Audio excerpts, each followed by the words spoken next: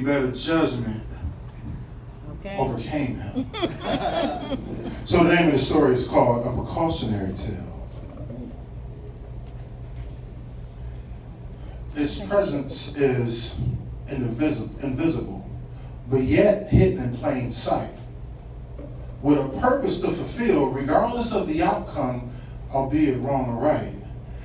Now, my guess is you probably have strolled by it in numerous public places, nestled behind glass, breaking only in emergency cases.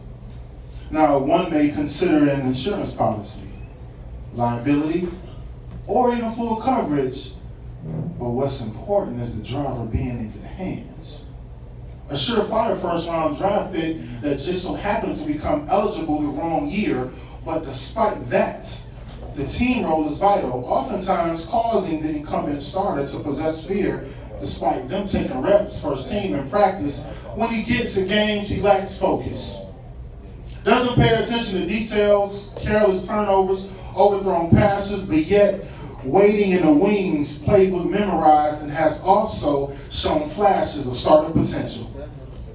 Capable of excelling in crunch time, but longer than 2 minutes. Keep in mind, he's not called upon to play much, only in case of injuries or the coach has grown weary of the starter's inability to produce on cue, jumps off the bench, stretches and starts to get loose. But I'm going to spare y'all with all the metaphor and innuendo. Allow yourselves to become acquainted with someone you may or may not want to know. Gentlemen, my name is The Threat. Not to be confused with A Threat. Simply put, I'm the direct result of your constant and blatant disrespect. Spewing a barrage of lies and indiscretions that you continuously flaunt. But the day of reckoning has come, back to finally haunt and destroy your ego. Overblown bravado oozing from that smile by her own admission, just the mere sight of it would drive her completely wild, have her beyond wet tsunami. However, since my arrival, just the thought of it, she'd much rather forget. So let's just get into it. The last couple years, you've become complacent and lazy. Your interest wavers because she's gained a couple pounds after giving birth to your babies, dismissing her as a servant / housekeeper as opposed to a lady with needs and desires, who now has grown increasingly tired of begging and pleading for the slightest bit of quality time and affection, which to me, that's amazing. But I thank you for that because now you've left the door cracked, granting me interest into the equation. Rewind.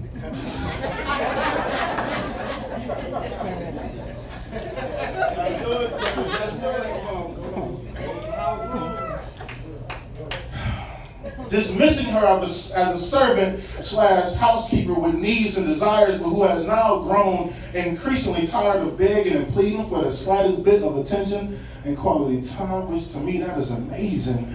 But I thank you for that because now you've left the door cracked, granting me entrance into the equation. You see, no lies necessary. My presence alone is the art of persuasion. Now, you really shouldn't be surprised considering you only please her orally on her birthday and special occasions. Now, just the mere sight of her, I get the most powerful of erections, and here I come strapped with extraordinary leverage, gold plated protection, and I commence to devour every inch and centimeter of her flesh with no hesitation or mental reservation. Shit. And for the next 3 or 4 days, my aura dwells in her cerebellum. Ellipsis. But please know this, that newfound desire for spontaneity, I've encouraged that. She's eager to learn new tricks and positions. I have the magic wand, so you know who's a magician. But you see, that's one of the perks within my job description. I just want to say it one more time. She's eager to learn new tricks and positions. I have the magic wand, so you know who's a magician. But you see, that's one of the perks within my job description. You see, your pride won't allow you that I even exist, but I am live and in living color. I am no optical illusion. I am bringing her smiles, never cries, nor am I the cause of confusion. All right. Like last week when she was at work, and her boss annoyed her to no end. She tried to call you, but you ain't answer. She almost wound up on an episode of Snap. I have such impeccable timing. I just so happened to text. how's your day going? And that was enough to bring her back. And on her way home, she calls me and she vents. Sensing her energy, all I do was listen, giving her my undivided attention. And I mustn't forget to mention, you know that sexy maid outfit you found in the back of the closet around the time of your anniversary? And you thought that was for you. No, sir, that was all for me. You should have saw her in those heels. Lord have mercy. All right. You see, my gratitude is shown for those type of significant gestures, and as a result, I have carved out a place within her heart where I shall reside for an infinite amount of time. You see, I am her great escape for that fallacy of her relationship. She's staying only for the sake of the kids and the structure from a family. I am massaging her feet as well as her soul. When she's with me, she can be herself and unwind. As opposed with you, she feels bottled up and controlled. Now, there's a part of me that feels like I owe you an apology despite your cheating and your lies, but then she texts me a screenshot of you and your women, and that forced me to think otherwise. So my advice, I think you need to get your house in order. All right. Because the way a woman should be treated of you closely through the eyes of your daughter. You know what? How about this? I will email you a copy of my syllabus. My number is at the top. Reach out if you want to discuss any type of solutions or action plans if you have any chance of keeping your lady off my clutches. Shit, I'm having flashbacks right now. I was just thinking about her churches that one. Hold on. She's so silly. She is texting me right now. Oh, Poppy, how long are you gonna make me wait? I need that thing you do with your tongue. Pieces are starting to salivate.